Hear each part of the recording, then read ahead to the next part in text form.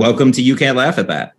This is the podcast where we take topics that you can't laugh at and we find ways to laugh at them in the never-ending quest to prove that anything can be funny.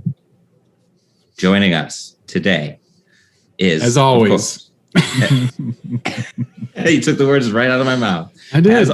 As always, that the soothing sound of that timbre is Steve Mers. Steve, how is your weekend going so far? Really well. You said I had timber, so I had to have some timber. Yeah, the rest of the episode, see if you can maintain commitment to that bit. Too late, I already broke character. Yeah.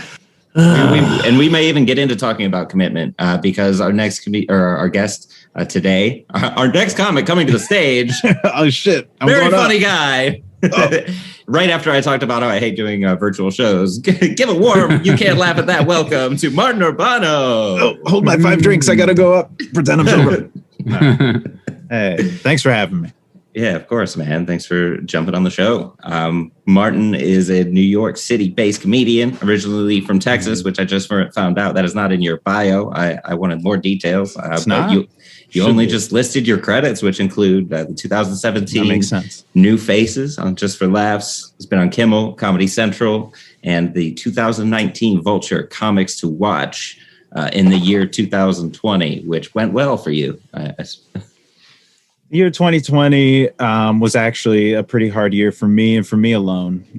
But, somehow I made it through and I'm stronger than ever. He's got a podcast. Would you call it a podcast or would you call it a show? At the moment, it's just a virtual show that I am currently on hiatus on, actually, if you can believe, for all of March. Coming back in April, I did 34 weeks straight of a virtual Twitch show called Who Wants $2.69 with Martin Urbano on the Planet Scum Network, which has been my main focus. And I'm going to come back stronger and harder than ever in April. You kind of touched on that before we started recording, but kind of let's get the plugs out of the way. I touched on all kinds of things before we started recording. Woo! Yeah, we get me started. Yeah, we had all kinds of quality stuff, and then we started recording, and now it gets weird. That's how this goes. This is You Made It Weird with P. Holmes? Yeah. Oh, man.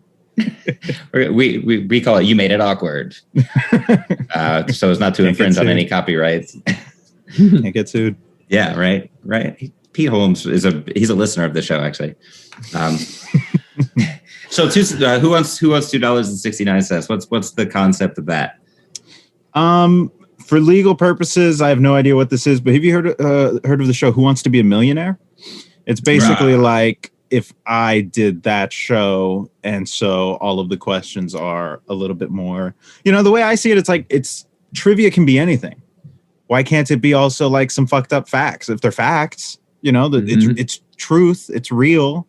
So I like to play around with that, and sometimes we do like weakest link style episodes, and I have like mini games too. It's my version of a game show, a trivia show. Today we're going to talk about offensive, edgy jokes, this is an ambush. No one told me this. Didn't see this one coming at all, and that's kind of what you do with a lot of your jokes. The punchline, it's the pulling the rug out, it's the look over here, but this is actually happening, kind of delivery style, and I love that. What were some of your influences when it came to comedy? Like when you got started? My biggest influences that have remained my influences would be Steve Martin, Bo Burnham, and Anthony Jeselnik. Definitely in that genre. Sarah Silverman, Daniel Tosh, all of the edgy comedians from that time period. That just really had an impact on me, and it probably screwed me up a little bit early on, like in my gauge of what audiences and the general public like, as far as things you can joke about and how to joke about them. I had a lot of growing pains that I'm rather embarrassed about, but those are all the ones that I'm really impressed with them. My entire career, I've been impressed with them. It's kind of a relief for me because that's kind of like my starting point. When I started out, looking back on it, it's very embarrassing. But hey, that's growth, though. If you grow, that's good. If you're not growing, then yeah. I started with like more wordplay, like just classic, typical wordplay. And it felt like when I started, honestly, and it was very recently, I started to shed that a little bit more. And it's like, oh yeah, this feels a lot more fun. Even more sometimes the payoff for wordplay can you. get like, it gets, it would get a little stale. Like I would feel myself reciting the jokes like a robot, and I would just be like, I don't want to do this. I want to have a little bit more pizzazz, a little more spice. When you talk about, when you first got started and you were kind of struggling through the edgy stuff, how did you like power through bombing? Because a lot of comics will come in, head full of steam, ready to take over the scene, and then they bomb a few times and they disappear into the ether forever. Like what kept you going? Just like not bombing that much, I guess. Like I would do all right, I would do surprisingly all right for the comedy that I have been watching, and the ones that, thinking back on it, it's like, okay, it was more than just edgy at first, because it was also like Dimitri Martin, Mitch Hedberg, some that didn't age as well, like Stephen Lynch was like definitely like a huge inspiration on me. Flight of the Conchords and stuff. So a little bit sillier, but like more, a very specific type of sense of humor when you're going into South Texas, where it's the Latino circuit. It's just a different audience. So I'm honestly, looking back, surprised that it went as well. And maybe it's because I was going like a little dirty, talking about my penis, and it's like, yeah, this little kid talking about his penis on stage, like that's fun, that's funny. We can understand that, but like to me, I was like, really, I was going for something completely different. So I don't know. People were nicer than I expected them to be, and just kept doing it. I mean, I was really passionate about it. So like that got me through. Anytime I like bombed, I would like definitely take that as an opportunity to just keep, try again. Like I was probably now, I think bombing affects me way more now, even though I do it like bombing at this level, it feels like different, like it's like hard to really face that. Although sometimes I get some real stinkers of a set, but it's hard to get to that level of, I was bombing and I would just be like, oh well, try again. Yeah. Now it hurts my feelings. Was that a mentality that you started with, or did you learn it like talking to other comics, or like, no, bombing is actually like, that's how you grow? I listened to a ton of like podcasts and interviews, and I felt very much like I had done my homework going into it. I kind of knew the basics, people are like, it's going to take 10 years to get good. So I'm like, all right, I just got to fucking do it. 10 years, which is just doesn't make any sense at all. Like, it's like, why 10 years? That just is an arbitrary number. People headlining after their first time they did it. And, we talked about bombing a little bit. You take a lot of risks from what I've seen on stage. Like you use props, calculated risks. Yeah. Like the hat thing. That's super funny. That's one of my faves. Oh man. So let's actually watch.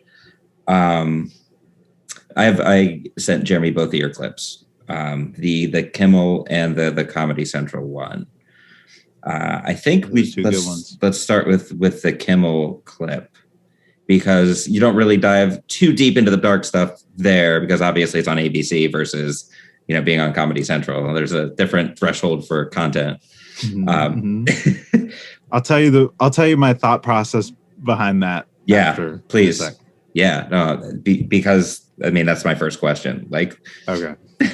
Sorry, I just really want to talk about myself. Yeah. No, I literally just wrote down Kimmel - why. So let's play that clip. When I say the, you say poor. Kill the. Thank you guys so much.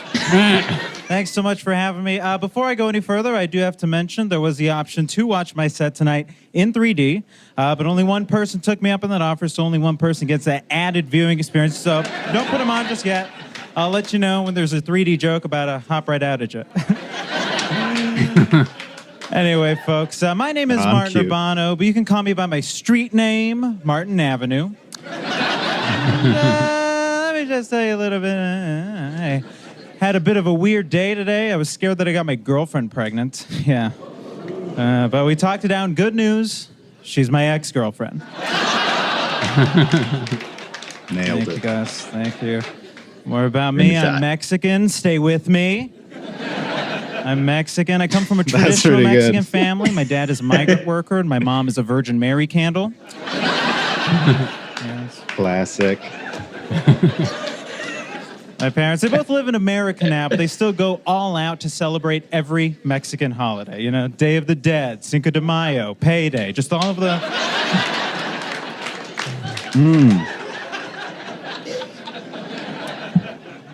Now, I'm actually Indian. Just had those Mexican jokes I wanted to say. My mom was born in India. Sorry, didn't mean to offend. She was born in Native America.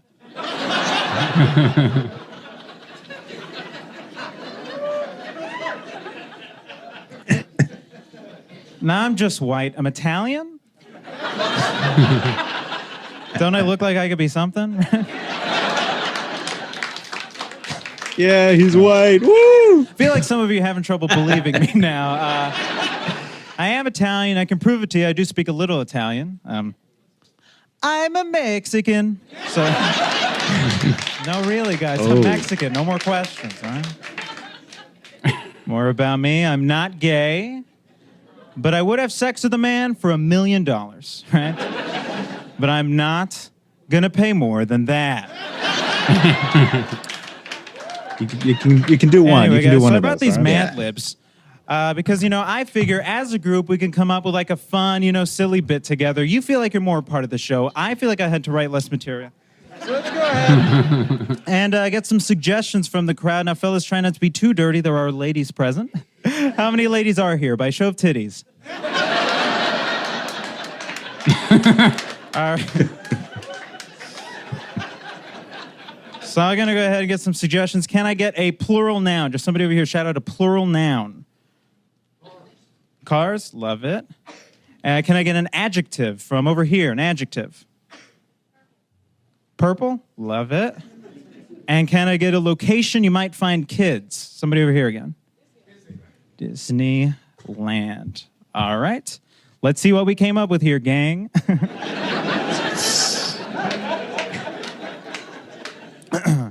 Ladies, gentlemen, and cars. In accordance with Section 2250 of Title 18 United States Code, I am legally obligated to tell you that I, Martin Urbano, am a registered sex offender.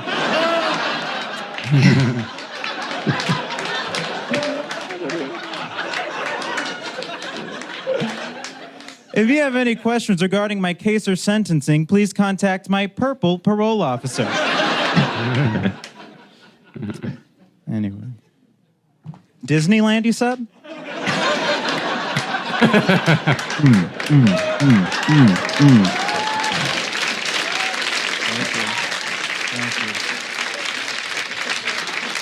All right, before I get out of here, now's the part of my set where if you have 3D glasses, go ahead and put them on.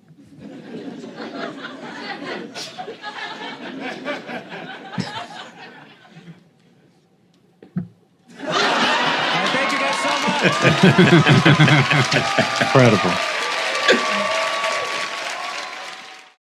I can see why you got JFL because that's very. It's just it's just got that. It was the vibe. same booker at that time, and it was the same set, and I got booked for basically both at the same time. Oh, what's his name? Is it that one guy? I forget his name already. Her name Oh, her name. Yeah, okay. is it's Hannah not him. Crichton. Oh, okay. So- Jeff Singer? Or I want to say is his name. He was like also in charge of it, but Hannah Crichton was the booker who picked me, and then also I guess they all had to agree or whatever, but then she also booked me for Kimmel where she had full reign to do so. Yeah, what a great set. I really knocked that out of the park. I love your cadence. It's like a classic comedian style, but it's like, but your material is original and all that. It's like one of those things. Looking at it, it's totally like, wow, I'm like so ripping off Steve Martin and Bo Burnham. Like I'm just like I see it very heavily so. But I think it comes out in a new and interesting way. Well, I mean, yeah, it's like it's not even like they invented it. I get that they're like modern versions of that, but that's just like They're also parodying show it's business kind of right. Yeah. Yeah, I feel like you do it in a way where you're clearly like kind of sarcastic about it, and it's like one of those things where it just plays in and it adds another layer of comedy to it where it is, and it works too. So it's like it all kind of comes together. So yeah, I really like that. It's great. Thanks, man. Yeah. I'm definitely proud of that. That's a good one. Looking at it, it's just like, damn, I'm so cute. You know, like, I'm just like, look at that. Oh, look at me. It's great. Yeah, you play that up. You play that up on stage too. It's like hard not to like you. I play it up a little bit, but honestly, I taped that 4 years ago. Like I was like nervous on stage, and I was like really trying to. That was definitely me like reciting, but also, you know, being excited, and then also that live energy was really like very, very helpful. They kept telling me before I went on, they're like, "You're gonna bomb, so you're gonna bomb, and like don't worry, we're gonna fix it in post. Like just you're gonna bomb." And I was like, "Oh shit, I guess I'm gonna bomb." So even my first joke, I throw that one out there, which is definitely one of my strong opener. I'm just rushing through it, but they're still applauding that I'm walking on stage because I thought I was told I was gonna bomb. So I'm like, I'm prepared for silence. And then they were a really good crowd. But that was they had kept changing the format how they were taping stand up at Kimmel. So they would have it like in the studio, and they're like, this doesn't work. I guess they're too far. The audience is too spread out. So then they put it in the side room. But then at one point they were like, we want it to be like a comedy club. So they put tables in the front, which just made it more spread out and just like awkward. And so this was the first time they're like, what if we just packed it in like a comedy show? And like, surprisingly, that works. It's like weird. Yeah. Do you think that they were psychologically priming you, or were they just being frank? They were being frank. Being frank. I've heard from friends who are like, yeah, it was rough. It was a horrible situation. That's so and the audience weird. just hated. I mean, and also I do kind of weird stuff. Like they were probably like, I mean, we don't fucking know. I mean, they probably told that to everybody, but also, I mean, me especially. It was a bit of a gamble, but a crowd like that, it felt like my bread and butter. That kind of crowd. Tourists from fucking off the Hollywood Boulevard. Like that's kind of who I'm playing to a little bit. Yeah. That's to me what mainstream audiences look like. Right. It's that family from like suburbia, like Yeah. Arizona. They're like, we got tickets to see Kimmel. We have no idea what to expect. Let's like, this is a family. Like, yeah. Exactly. They're excited because they're on vacation. They're detached. Now, if I went into their hometown and they were at like a coffee shop and I came in and started doing it, they'd be like, I don't like this. I don't want to see more of this. But in that situation, it worked out for me. Now, do you always... Go ahead, Steve. I was going to say, even if there was fake laughter in there, I'm not saying that there was. I'm saying that if there was... Oh, they had to turn that shit down. Yeah, no, they, yeah, exactly. And I was going to say, like, I would see through that, and still, if you had a bad set and I didn't think it was fun, I still wouldn't have laughed, but I, like, genuinely was laughing, and I don't just do that, like, so, yeah. He doesn't just do that. No, I don't. Dave knows I'm a huge cynical, like, person, so you pass the smell test. It's really good. Oh, hell yeah. Yeah.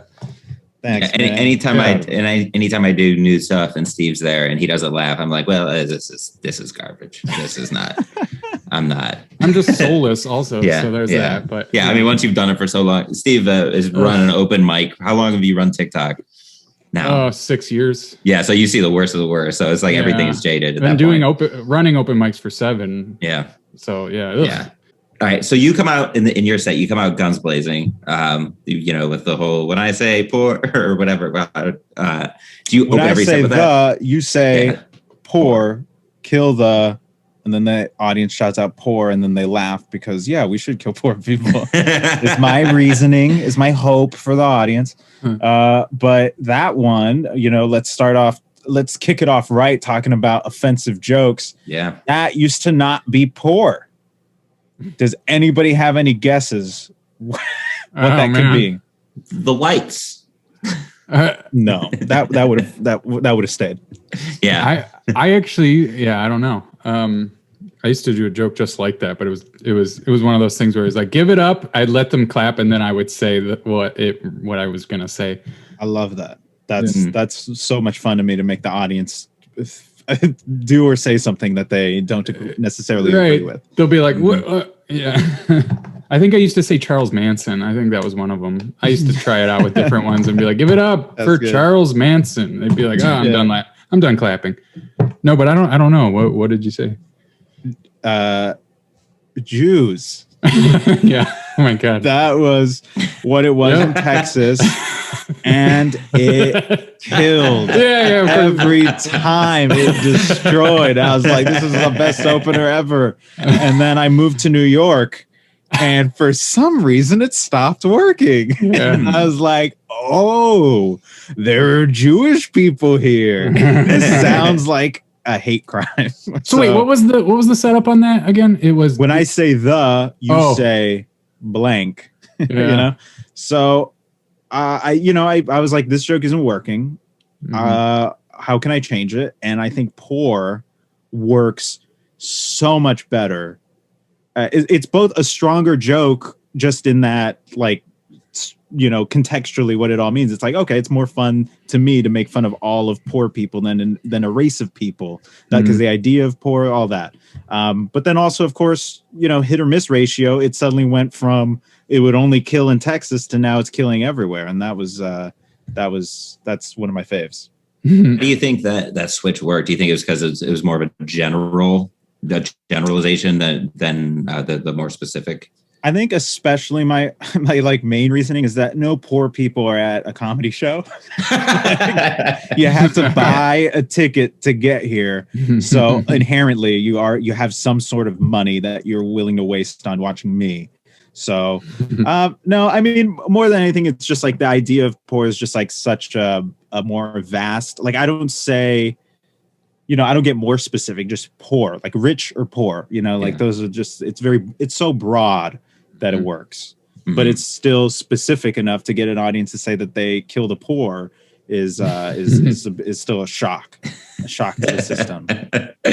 And it's one of those things where they say it without even thinking about it, and they're like, oh shit. Yeah, they're conditioned to just be like, I'm along for the ride, and immediately out of the gate I'm like, this ride's gonna be bumpy. Yeah, you set it up. You set up the rest of your set with just that. It's like, oh, now we expect, like, it's silly, it's non-threatening, but it's also edgy at the same time.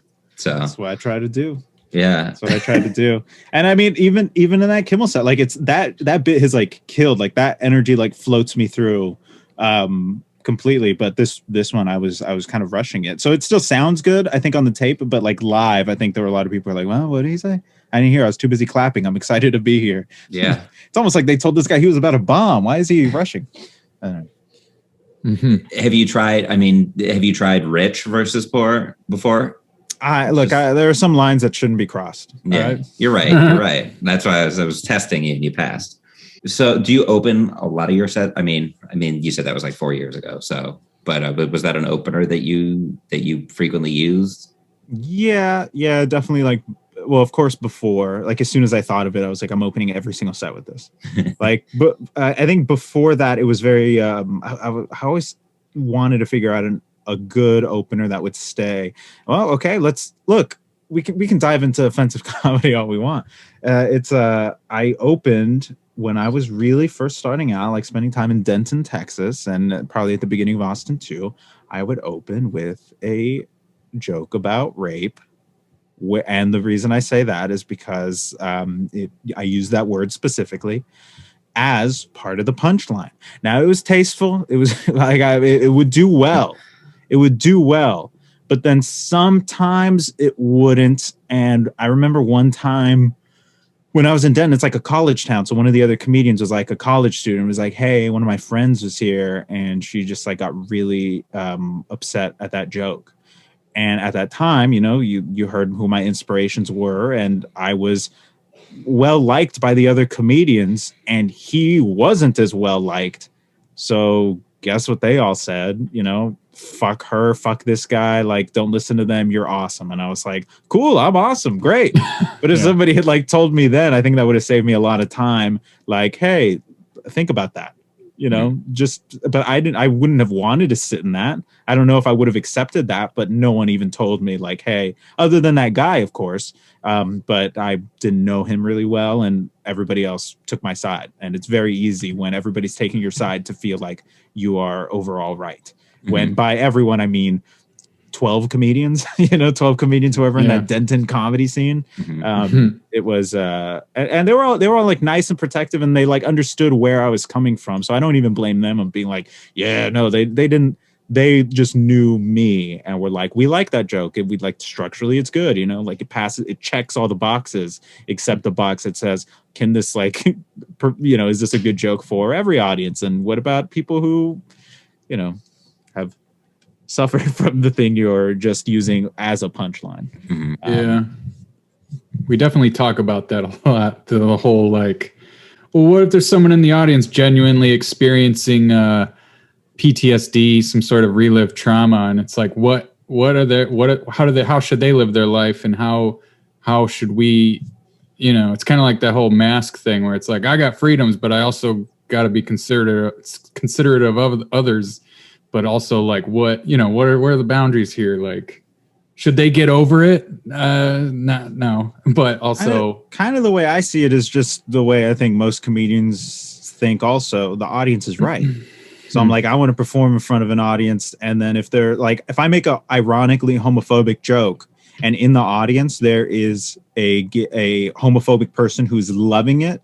And then right next to that person is a gay person who is like, I don't like this.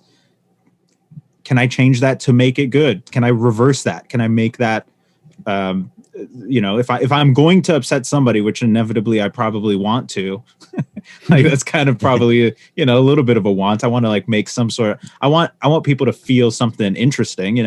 I'd much rather, if I want to play with that topic of homophobia, how do I make the homophobe feel uncomfortable? Yeah, it's a very good way to put it.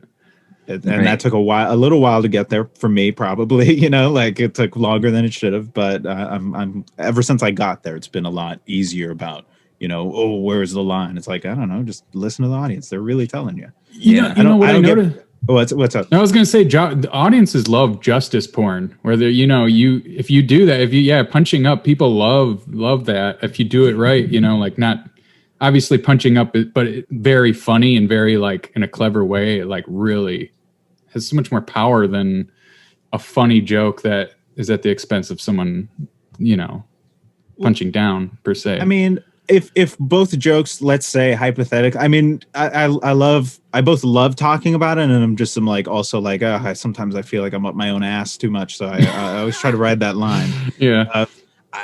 If they're both equally funny, let's say they're both equally structured, like all three, let's say all three of us and Jeremy, who's off screen, we all agree, all four of us agree that these two jokes are funny. Mm-hmm. But somebody says, hey, this one makes certain groups of people in your audience feel very uncomfortable because this is stuff that people have said about them in sincerity, and that has hurt them. And it's hard to tell because also other people who do agree with this ironic statement, but really sincerely agree, are loving it. Like I'm like, okay, well, what about this other joke? Oh, this other joke like works. Like it makes people understand. I'm like, okay, I'll just go with the one that makes that people, can understand and is also funny. It's, to me, I don't know, color me crazy. I think it's possible. I think it's possible to make something funny. And I think just if it's a good joke, it's a good joke. Yeah. And my I guess definition of good has changed, but that's always what I've been doing, and people have liked it before. So I think as it should, and as audiences get more diverse too, like your writing has to adapt to that. Like well, that I'm against. Diverse audiences. I mean, they really get under my skin. No. I always found it interesting that the people who are like, the audience is always right, you just got to listen to the audience, listen to what they do, are also the exact same people who are like, these Brooklyn crowds. I mean, these Brooklyn crowds. I'm like, really? Okay, that's how you want to live your life, by feeling that Brooklyn crowds don't laugh at anything, but the audience is also always right. I'm confused. To me, I'm like both. That's why I like to do both. I like to perform at a club. It's less fun for me personally because I'm like, I know which script I have to stick more to. I can't take as many risks, as many leaps as I can for the Brooklyn crowd, for me specifically, but I can do both. And all of my favorite comedians can do both. Mm-hmm. Yeah, that either or question is super limiting. It's like, oh, I can either do it this way or this way. It's like, why can't we put them together at the same time? You're asking the wrong question. It's not, should I do either or? It's, how can I do both at once? And that's, I think that comedy explores that at its core. It's like because everything is like everything at once. There's so much happening, and it can be a simple scenario. It can seem simple on its surface, but they're like, I always like to call it unpeeling the onion. There's so much there. And that's what a good comic will do, is explore each layer. Yeah. It's like laughter is such an important part of human life, and we've all gotten into the business of how do we monetize it? How do we manipulate it? It's like, what an odd thing we've all decided to do. Huh? Right. You narrowed it down to the core. It's like we want to make people laugh. This is something that we like to do. So how do we share that with people? When it comes to doing like writing one-liners, and when it comes to writing your joke, do you feel genuine surprise when you come up with a punchline? Like, what's your writing process? And what are you going for as you sit down to write content? I guess it really depends on, like, it just varies so much. Like lately, what I've been doing with my game show is I write all of the trivia questions. So they're all basically jokes. And some of them are like, here are old pieces of jokes like from my stand-up that I can adapt and then be like, okay, let's put this, let's put this joke in front of a trivia question. And then that I just read the joke and then we got the trivia question.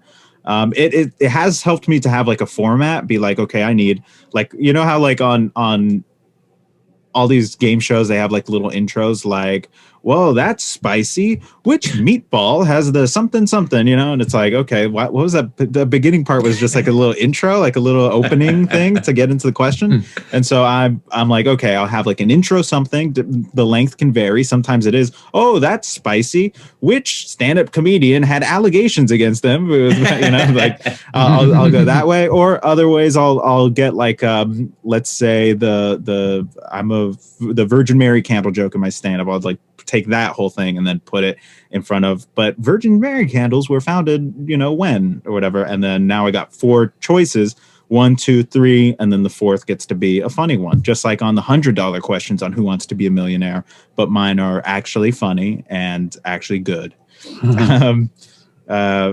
Yeah, so it's helped me to have a format recently, but I don't know. I'll think of something funny. I'll write it down in conversation. If something like strikes me, interesting, what I say, I will hop out of that conversation with the other person. Fuck them, they're not there because I got to write this down because this is my career. Sometimes I'll just be like the Mad Libs bit in my Kimmel set was that started off. It was the Mad Libs. I was like, okay, there's something funny here. Like Mad Libs, what can I plug in? They can say whatever, and I can plug it into something. And it used to be Obama jokes because I thought it would be interesting to, which I ended up putting those in another bit that isn't really filmed out there yet, but that bit kills. Trust me. So that is what it used to be. And then I was like, it just like isn't working in this format. What's like a different way?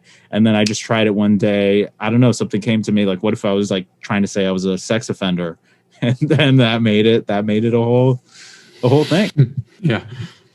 That made the bit come together. But so that's a process of that started with, oh, there's something funny about Mad Libs. I like making the audience say something that doesn't really matter, but like kind of does. They don't know what context is going to happen to what they're saying or what they're doing. And then just sex offender. And that was the first time I made a joke about sex offenders and haven't stopped since. It's all I got. I thought there was a lot there. And I was right. And there's so much. And sometimes it's too much. Sometimes it's a lot. But there, I find it interesting what's behind the making fun of pedophiles. How is it controversial? I don't know, but it's interesting. Right? Say, yeah, I'm on your side. Not even that. That's like occasionally, like people who are like, oh, you shouldn't make fun of this kind of thing. Like this is, but more often than not, I get people who are like, you PC cuck piece of shit or whatever, you know? And I'm like, whoa, man, I'm just making a Woody Allen joke. All right. I just, but you know, also, but that also is a lot more rare than I would have assumed. But I think it's because I've had a lot of experience, like writing jokes before I got into this particular subject, that I was able to, you know, I'm able to kind of skirt a lot of the hard, mean criticism. And also being a dude helps so much. If I was a lady doing it, my mentions would be filled with death threats. But I think I also have a good skill at towing that line to make it like, boom, you get that I'm making fun of Woody Allen, but if you're weird about it, that makes you look so weird that you can't even say anything. Yeah. Going back to your bit, you know, the Mad Lib bit, it's like a fun way to kind of introduce a sensitive topic. And it's almost like, well, you guys wrote this, you know, like you came up with this. This is on you. It's a little bit like a magic trick, which is, I think, what I'm very inspired by magic. I feel like I'm a big magician up there, and I have a lot of other bits that are very magic reliant, magic based. At the third beat on that one, the Disneyland, was that like how did you work that into? Because I feel like if in my writing process, if I were to write like a Mad Lib joke like that would just be the third beat in the Mad Lib. But you kind of took it out of that construct. You closed the notebook, and everybody's waiting for like, where's Disneyland going to come in? Which is like brilliantly done the way you do it. Because for a second I had to think about it. Like, how did that come to be as far as, you know, you're creating the I think bit. That was like, I had the Mad Libs and I had tried it with like 3 beats, you know, it's like, I'm like, how long can I stretch this out? 3 beats sounds good. And then I took out the Obama jokes. So now I just had Mad Libs and 3 beats. And I was like, okay, what if it's a sex offender? And then I just wrote that bit out. I just sat and I wrote it out. And then, you know, probably tried it a couple times and polished it. But definitely, I mean, the biggest part, like, it came out pretty good. And I have another bit where I pretend to forget my joke and I pretend to start having like a panic attack on stage or something.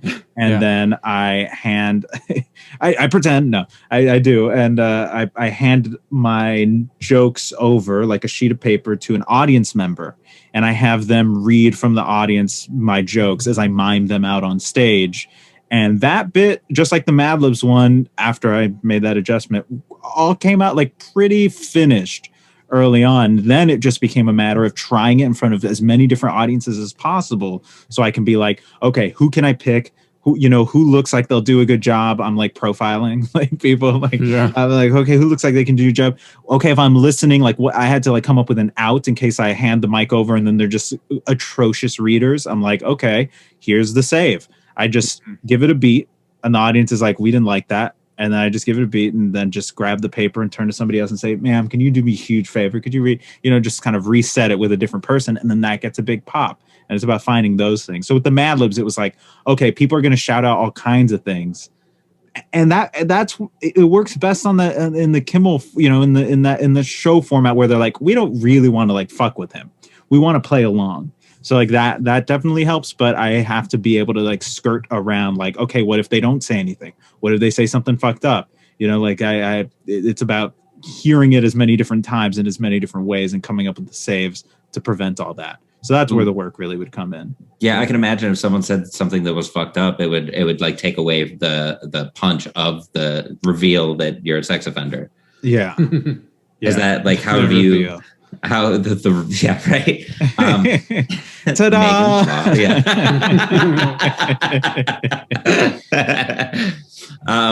How have you? I mean, have you had that happen where it's like, oh man? Yeah. As I was rewatching that set, I was like, damn, so much could have gone wrong. But so I guess that is what looks like a little risky from the outside, but I've just like done it so much by the time people see it that I'm pretty prepared. Like sometimes people will, and I'm talking about a bit nobody here has seen, but people ask to see the sheet of paper that I hand to the audience member because they're like, what does it look like on there? And I write in the pauses. I write in the, I tweak it and design it in a way that I'm like, okay, I can hear what I need to do in this moment, even though I don't have the microphone with me. That's a little bit of a disadvantage. But what was the original question? I started talking about this other bit that I love, I guess. Yeah, no, just if somebody in the Mad Lib bit, it's like says something that is even maybe even more offensive than what you do. I mean, it could fuck it up. It could definitely fuck it up, but I haven't done that bit. Like that was the one I retired after that. I kept my opener, but I kind of let that Mad Lib sit because I was like, okay, I can move on to some other stuff. So I can't remember what my backup lines were, but I know I had some. Like if nobody, like if I can I get a adjective, and sometimes people like wouldn't say anything. I'd be like, it describes a person, place, or thing. Like then that gets like a little pop. It's like we're stupid. That's right. But yeah, I can't remember what I would do, but I swear I probably had something in case somebody said cocks, pussies, I'm funnier than the comedian. That's great. Racial slur. Yeah, right. Oh man, anything could go wrong. Another bit at the beginning, you introduce the 3D glasses. That's a real Chekhov's gun. I love it. I love that. Yeah. That's just that to me is I studied a lot of people's late night sets. So I'm like, okay, the best thing to do is get a big applause and then do another killer joke and then get out of there. That just seemed like a good move. So I was like, okay, yeah, the 3D glasses one is like a great quick closing one that I set up early on. I had to add in case one hops up right out at you, I have to add that little in order to get the audience to be like, okay, that was silly, but we're still with you instead of just dead air. But then I get to do the Mad Libs applause break and then get to do another quick callback and people are like, oh shit. Because if I just ended it with the one, it's like, that's impressive. But how about I end it with two big applauses? Now that's cool. The 3D glasses bit, is that something that you do in a longer set? I mean, I think after that Kimmel set, I stopped doing most of those other than my opener. And then maybe if I was like struggling for time, I would like pull out some of the other ones.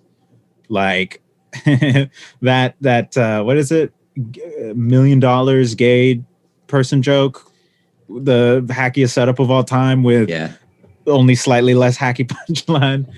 Whatever that joke is, I'll bust that out if I got to. Like this crowd's tough. This crowd doesn't really like what I'm doing. I'll bust this one out, or some of the others. But for the most part, I would I would hang those up. But the 3D glasses was fun, but I don't trust audience members. Try to give as little to them as possible. Right. Yeah. Because so much can go wrong. Yeah. You mentioned parodying showbiz, or maybe Steve mentioned that. And that's it's interesting to watch a set a couple of times because you catch things that you missed the first time. Because the first time it's like, oh, is this guy funny? And then it's like, okay, let's see why he's funny. And then you dive deeper into, I overthink comedy way too much.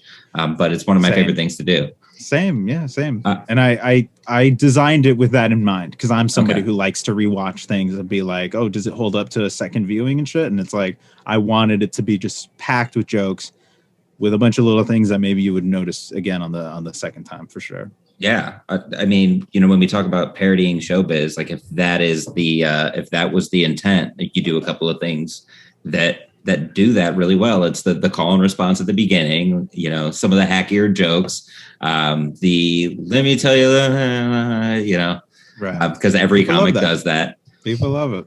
Yeah. And then you go into the race thing. You play with the ambiguity of like, well, am I Mexican?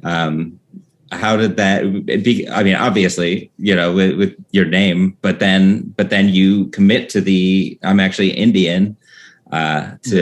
Where the point where the audience is like, oh, maybe he's not Mexican. Like it's the commitment that really sells it. Kind of got us through that joke or that bit.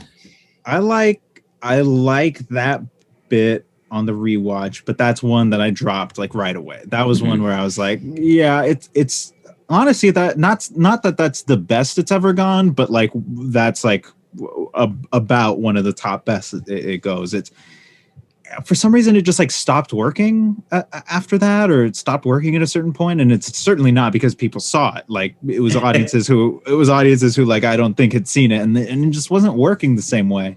And I think it requires like a little bit of acting on my part that I just like have to like kind of commit to that. Like it definitely helped when I was more nervous seeming, because it's, you know, it's kind of like, oh, I kind of believe it now. But that can't be the real reason. I guess I also not soured on it, but I was like, okay, so when I was taking these meetings, which I feel comfortable talking about, not like I'm some sort of big shot, because as I said, I fucked them all up. But I feel comfortable talking about these meetings because they were like, okay, you know, we want to like make a, like, we saw your Kimmel set, like we loved like, oh, the Mad Libs, that was cute. But we, you know, what we loved was the race stuff. And we think we can make a whole show. Multiple people said this. We think we can make a show about like how people don't know what race you are.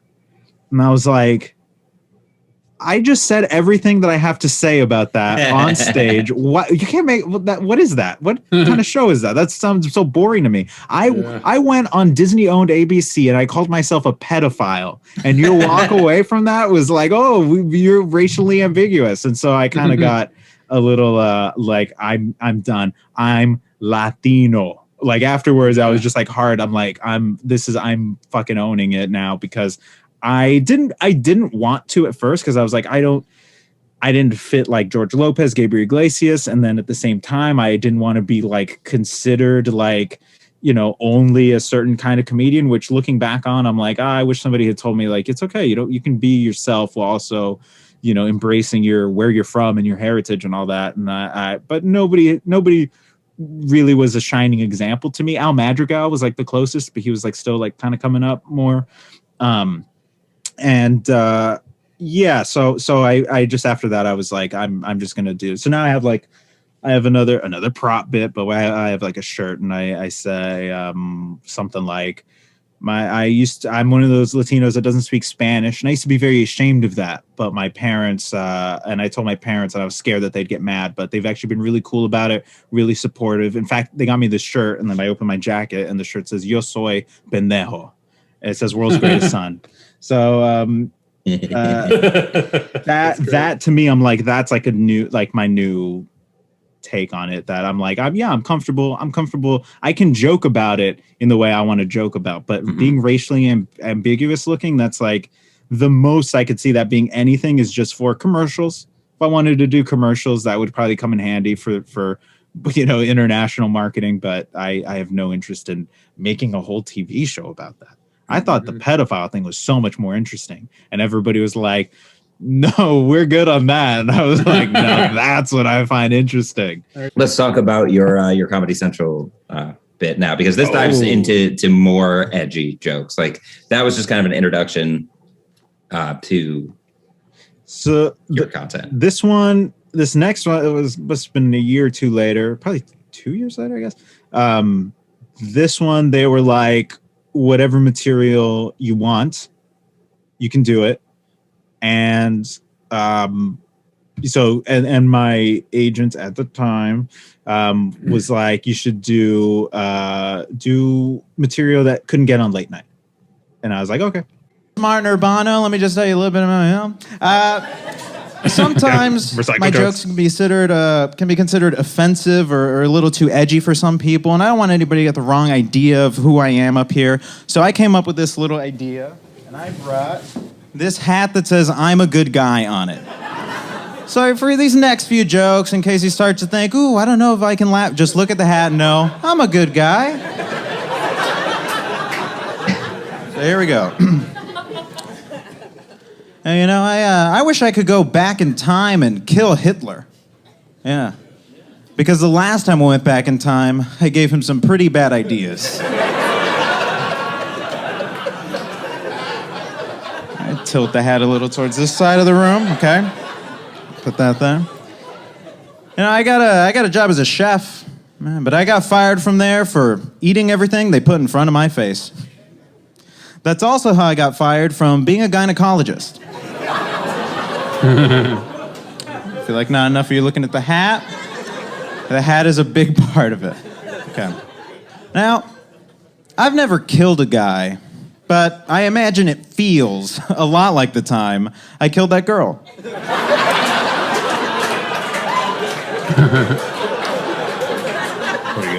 So I'll be selling these hats after the show. I got these hats that say I'm a good guy, and of course, for the ladies, I got these hats that say I'm a good guy written in pink. I would like to get serious, though. I think the Me Too movement is important, but we should be careful about listening to some women who might be making false claims about me personally. I mean, it just seems like this witch hunt is finding nothing but a ton of rapists. Hey, you're supposed to be looking for witches.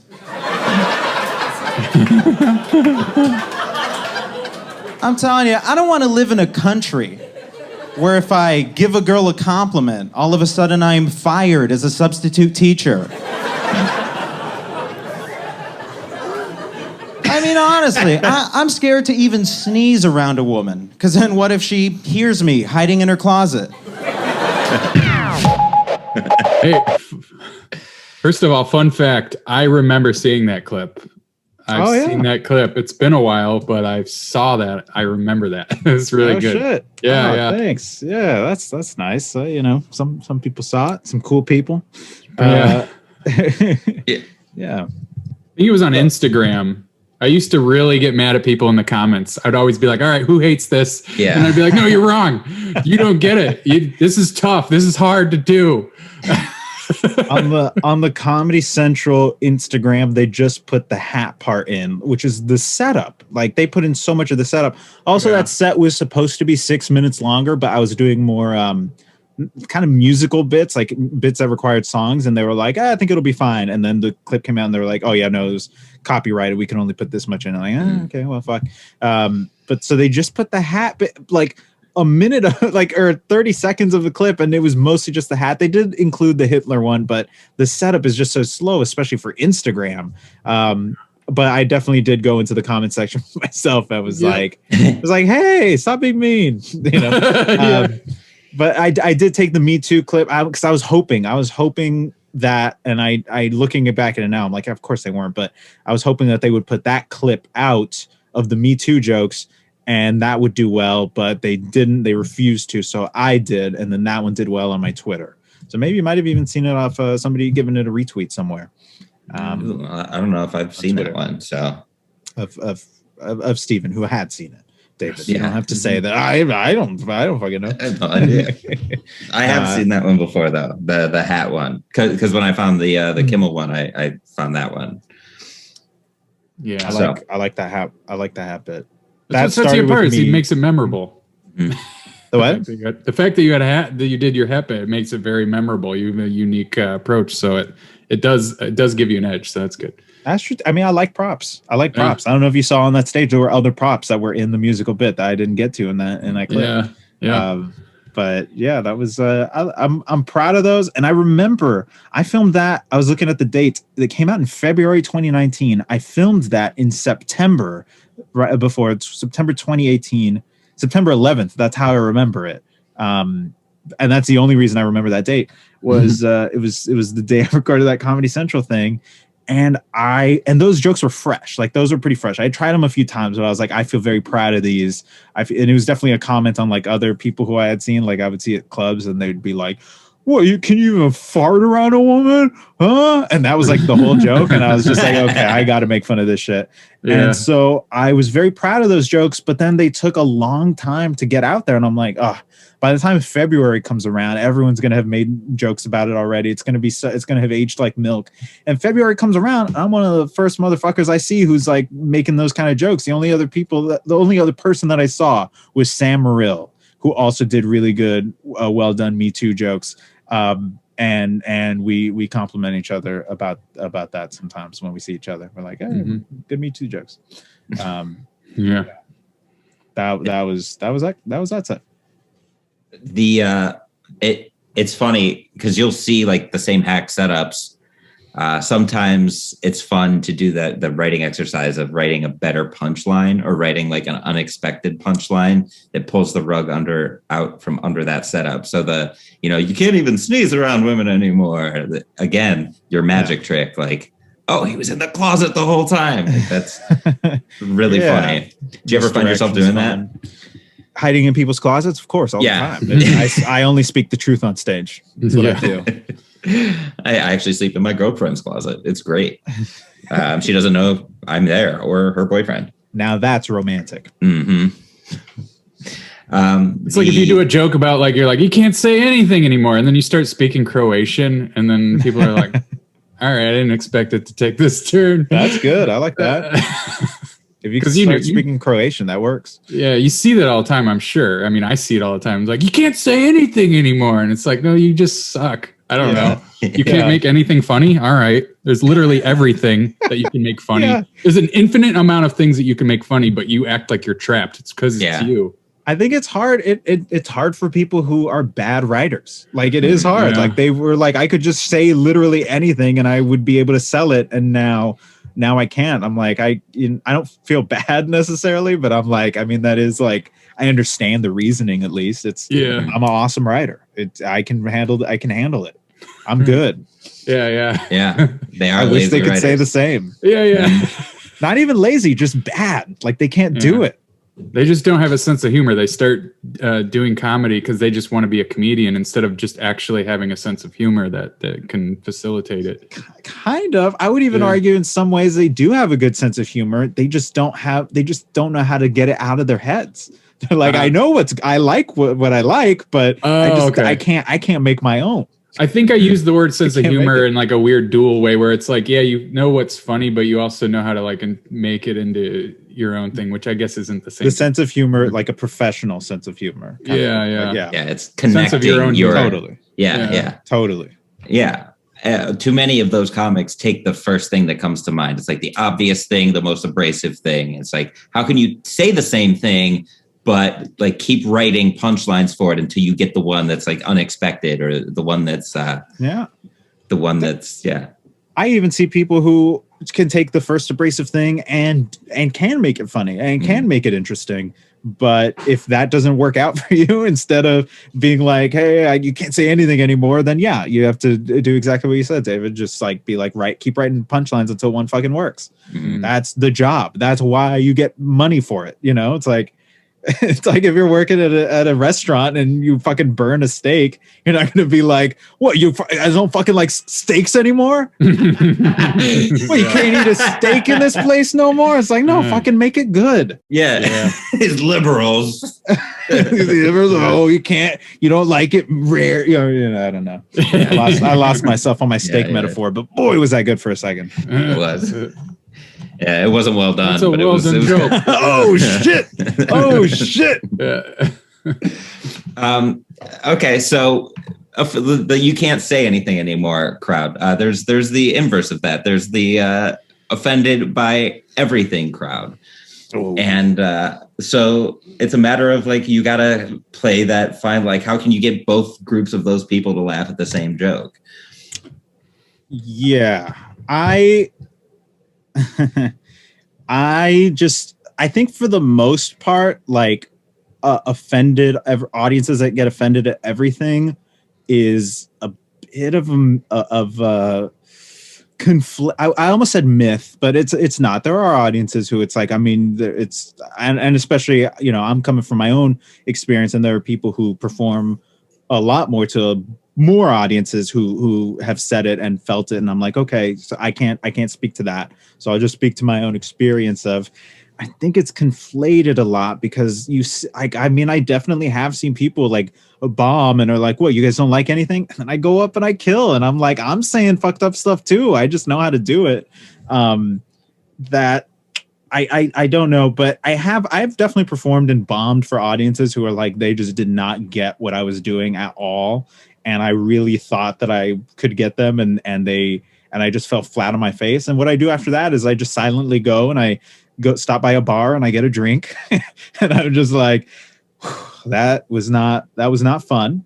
And then I just, take that one on the chin and go off, because that is such a small minority compared to what most people say. And I'm not going to like get on Twitter and start being like, oh, this crowd fucking sucked, I fucking hated this crowd. I'm like, I just take that one on the chin. Sometimes I bomb for all kinds of people, and it's hard. Sometimes it is just the crowd that night. It doesn't feel like there's some overarching like, oh, audiences are so sensitive. And if they are more sensitive, like, I don't know, to people who have been like, I did it a decade ago and now I'm doing it now, and it's still like, and they definitely have gotten more sensitive. It's like, well, yeah, culture has changed and grown. It's like your act should too.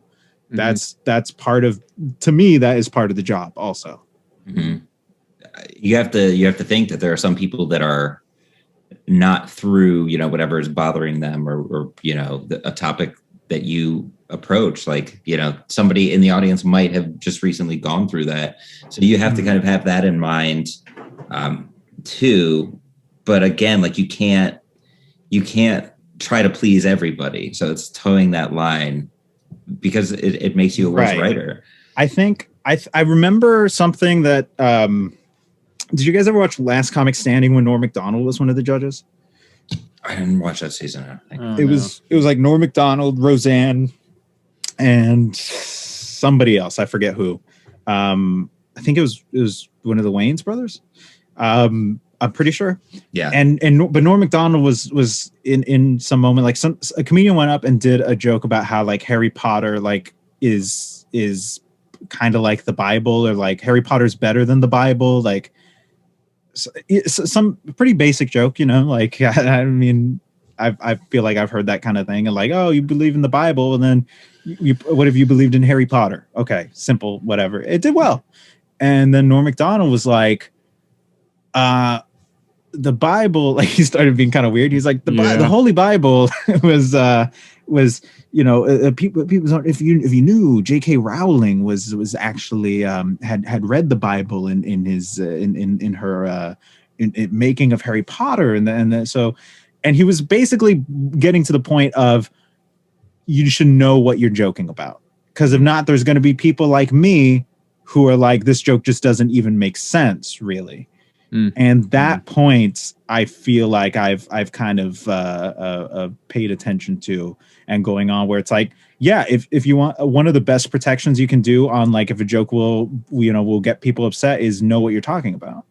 And I feel like people don't want to know what they're talking about. They're like, I'm dumb, so I don't have to know. And that's my characters. I'm dumb. And I'm going to say, as a dumb guy, this is my opinion. And it's like, okay, well, then you might, if you don't know what you're saying, you might end up, saying some shit that will get some negative reactions, to say the least. But if you know what you're talking about, I mean, like, I try to watch all these documentaries about priests and sex offenders in the industry, and I try to like read the articles as they come out and stuff. So when I'm making these jokes, I'm like, I know what I'm talking about.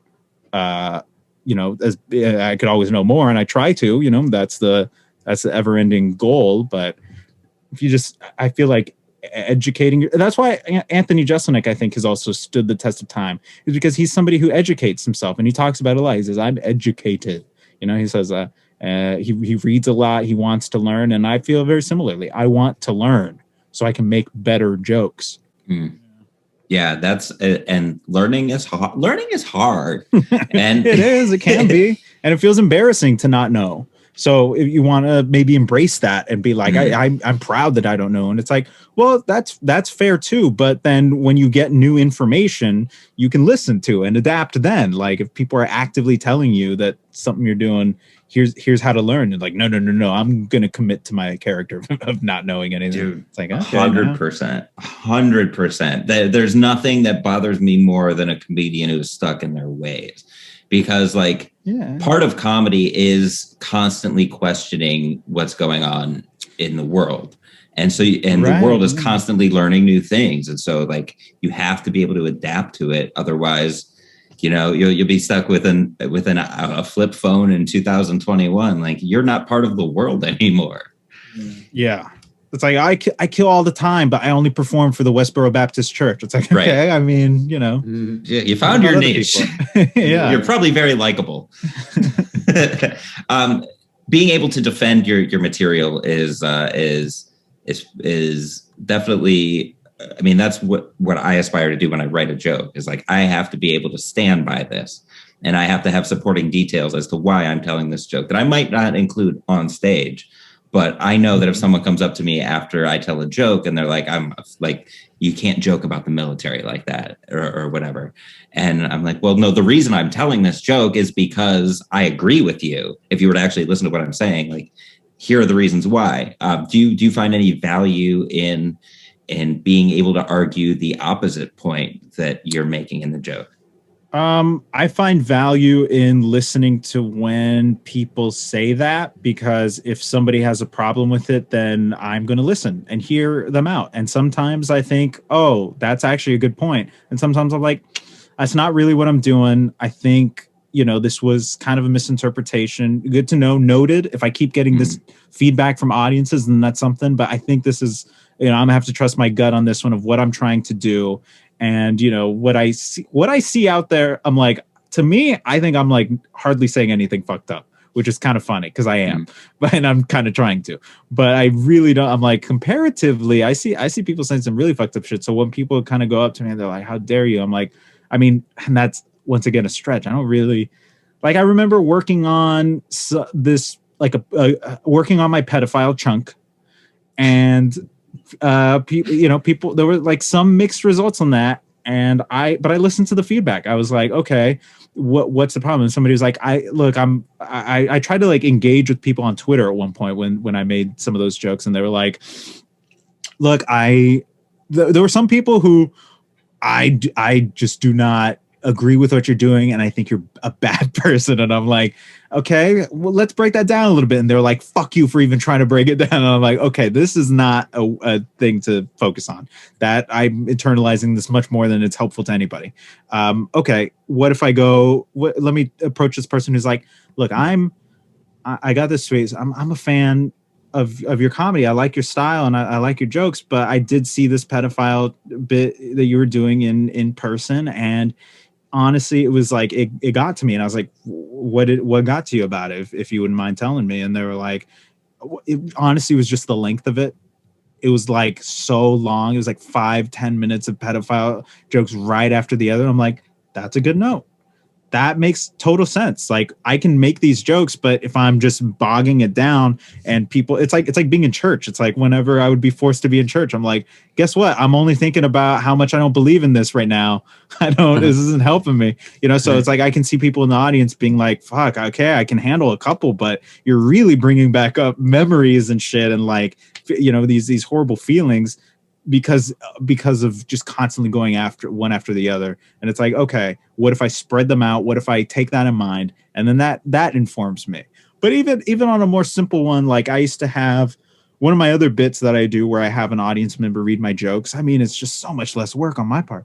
I would, after doing the forgetting the joke, a person reading, I'd be like, okay, that's pretty much over, but I do want some constructive feedback from the audience, ma'am. And I just picked either, if the person did well, I picked the same person reading the jokes. Ma'am, what do you think was the worst part about my set? No wrong answers. And then they like, that one's like a hard one to get people to say something, but usually people do. Like, I'd say 70% of the time people say like, oh, I thought, and I'm like, wrong. The worst part about my set is that I can't sit back, relax, and enjoy the quality comedy that I'm slinging at you guys. So I came up with an experiment. Ma'am, can you join me on stage? Applause for her, everybody. She walks around stage. You got to get the audience applauding to put the peer pressure on. She's like, okay, I guess. And then she gets on stage, and I'm like, so I'm going to hand you this other sheet of paper, and I want you to read these jokes into this microphone here, and you're on stage, and I'm just going to get my stuff. I get all my props. And then I go and I sit in the front row in their seat, and I'm like, so go ahead. And then they start saying some jokes like, hi, and then I shout out, I start pretending to heckle like, oh man, this guy's good, and then they say another joke, and I'm like, oh wow, fucking Bill Maher up there, this is crazy.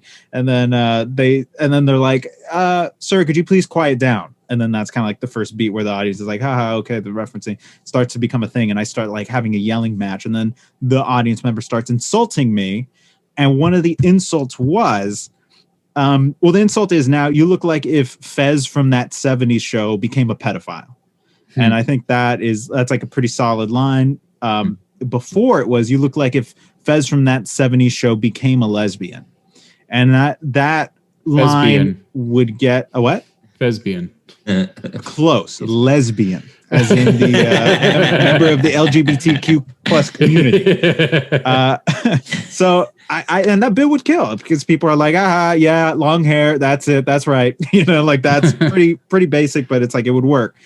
And one time, a friend of mine back in Texas, a fellow comedian, she came up to me and was like, "Hey, Martin, I know we're friends and I like you. I just wanted to say, I think that lesbian joke is a little, it's just not good. It's like very stereotypical." And I'm like, stereotypical, that's one thing I don't want to be unless I'm playing with the stereotype. And in the end, everybody clearly knows, what my intention is. But she's like, that's just kind of a stereotypical joke. And there's not much more to it. And I'm like, hey, that's a good point. Thanks for telling me. And I went back and I adapted it. And I maybe tried a couple things and I landed on pedophile. I'm like, that just helps, it's world building. It builds my character.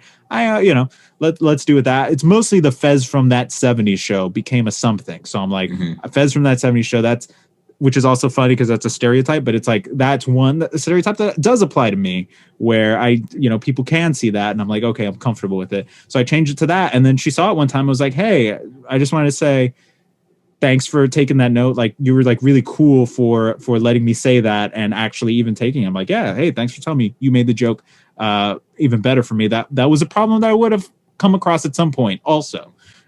So those are the kind of ways that I adapt. But then sometimes people are like, oh, I just thought I just don't think inherently you should talk about any of that. I'm like, people are gonna talk about it. People are gonna talk about it. I just have to make sure I'm talking about it in the right way.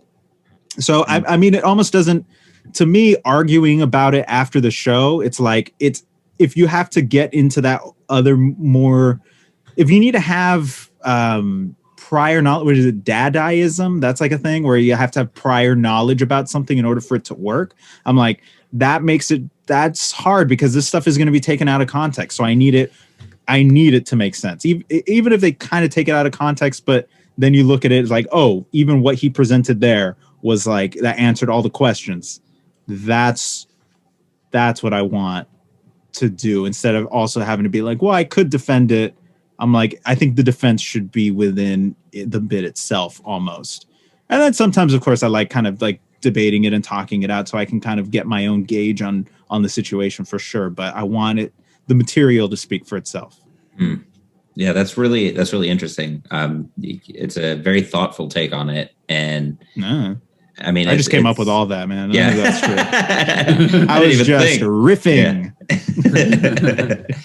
Yeah. But it's a good point because you have to connect with the audience, but regardless, that's number one.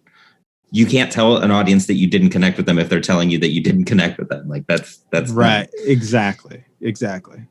People are a lot more basic than like stand-ups also though. As far as what they kind of perceive as comedy. So I used to have a major problem with that where I'm like, I want the audience to laugh. So I definitely make it so. But I also want the comics to laugh in the back, but sometimes jokes just would not work at all. And it was because I was under the impression that everybody had watched as much comedy as I had. Which is completely wrong. So It's like, if you didn't watch fucking hours and hours of everybody's late night set, you wouldn't understand this joke. But I could kind of sell it, but it still wouldn't make any sense. Right. And once I kind of was like, oh, let me see what what do my parents think? Like, would they understand this? And that was like the mindset I went under. My family, like people who aren't in it. What's their pool of knowledge as when it comes to comedy? Yeah, that's one that we've heard before too. I think a couple of guests have used would my parents understand this when they bring a joke onto the stage? That's a good rule of thumb just to consider other but perspectives. at the end it still has to make me laugh. I'm my target demographic. Yeah, the young comedy fan, young me, and then current me, the pretentious comedy asshole critic. Yeah. That is really good. I do that too, and it's like the only way you can really live with yourself to do comedy. Otherwise, you just feel like a sellout. Because what's the point? What's the point otherwise? Like, could I do it? Honestly, I don't know. Sometimes I say, I'm like, if I could make hacky jokes and make them work, I would probably do that because there's so much money in that. Money's great. Yeah. But I just don't know if I can do that because I try and it still comes out weird, you know? Right. Still comes out a little weird. A lot of what makes comedy so rewarding is being able to release tension. The Hitler joke, all the jokes that you did in the Comedy Central set is like the goal to create and then release the tension. Do you consciously think about that? I mean, I think that's just inherent to comedy. I know Steve Martin talks about how what he did was he would create tension and then not release it. And then people would find their own ways to release it, which I kind of agree.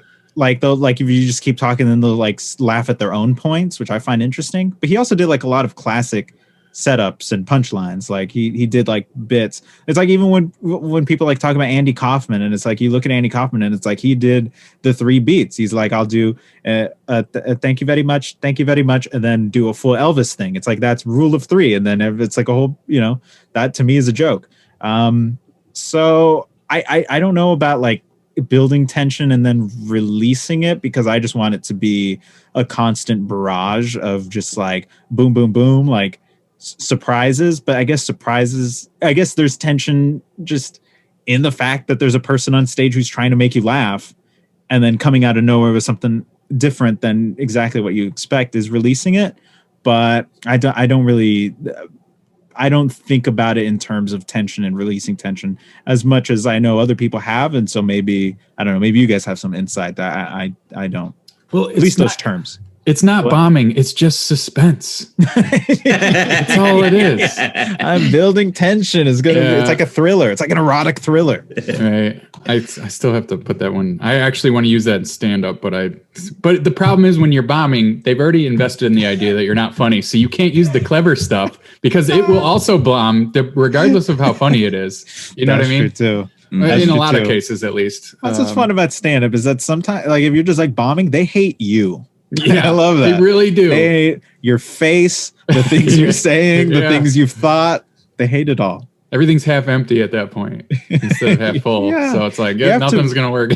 You have to really reshift gears in that way that I can't. Mine's a lot more scripted, some people I can see. And I heard a story about Tig Notaro went to somewhere. I heard this on Good Talk. I'm a big Anthony Jeselnik fan.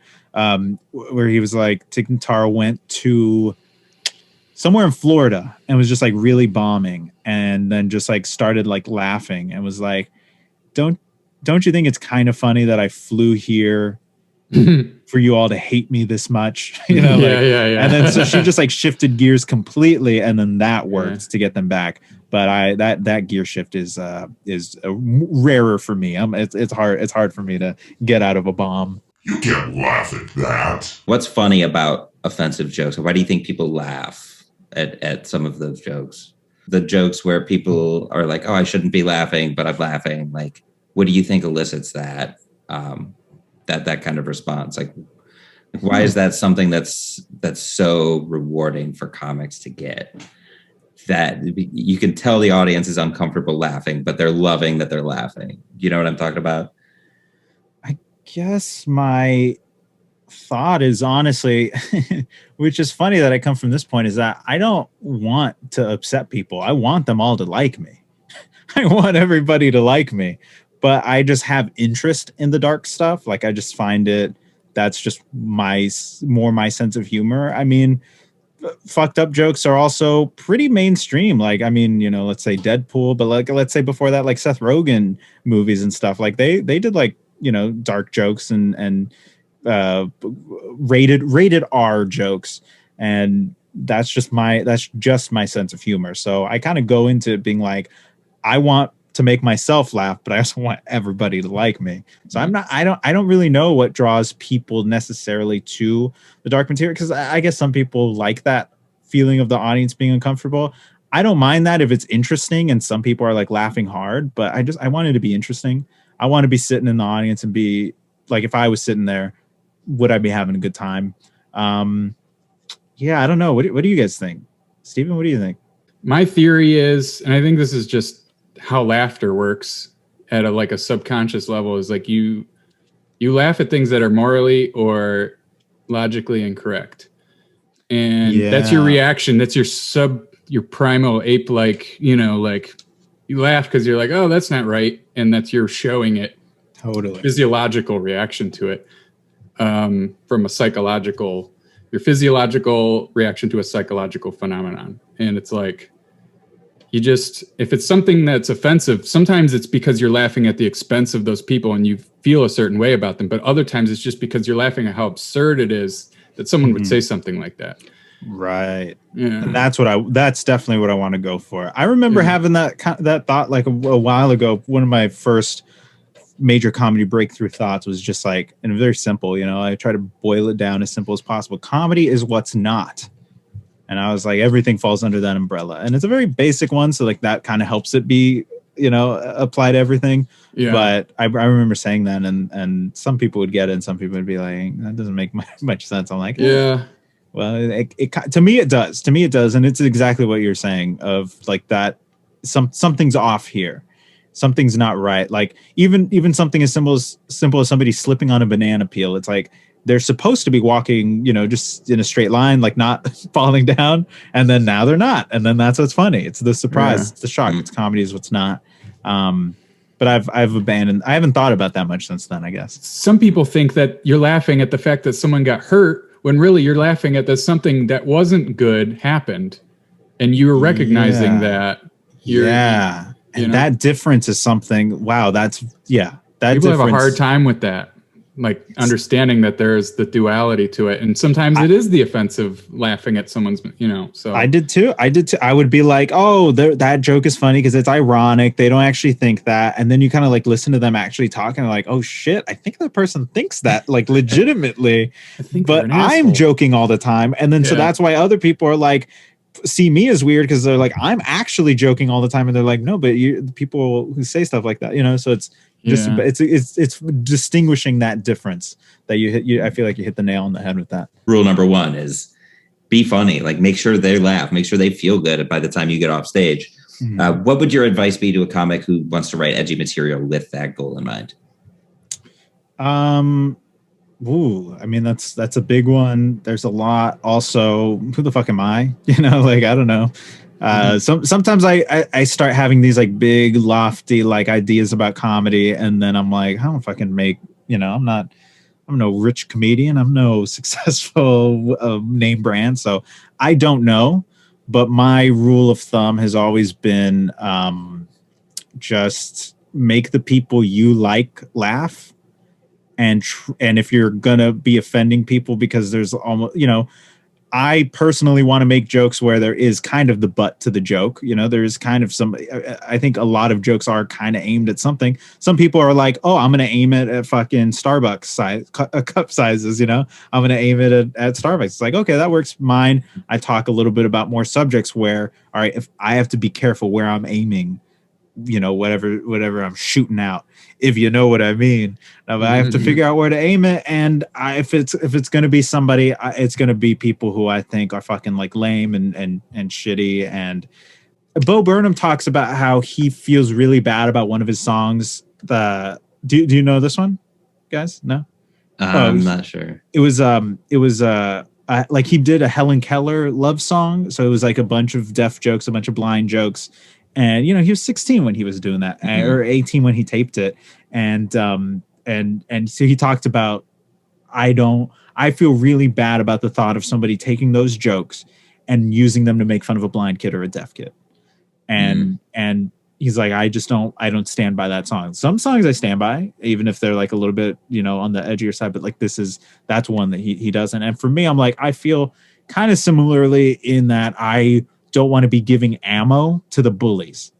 If I'm going to be giving ammo to somebody, I want it to be to like the people who are want to take a little bit of the fight against the bullies, like have a little line to say. If somebody says something like fucking mean, and then like, what if one of my jokes you can use against them? That's a possibility. that's another big lofty goal, I guess. It's like, how can I ensure? One time I was talking with do you know Marsha Belsky and Faria Khan, two hilarious comedians, but I was hanging out with them outside of Union Hall there in Brooklyn one time. And we were just like talking about stuff, and I was like, yeah, the thing about my pedophile jokes, I like a couple of things. The thing about my pedophile jokes is that like nobody in the audience who's a pedophile will laugh at them. And then they just like both laughed at me, and they're like, how do you know that? And I was like, oh, that's a good point. I don't know. They how can I decide whether or not somebody who's fucked up will laugh at my fucked up jokes?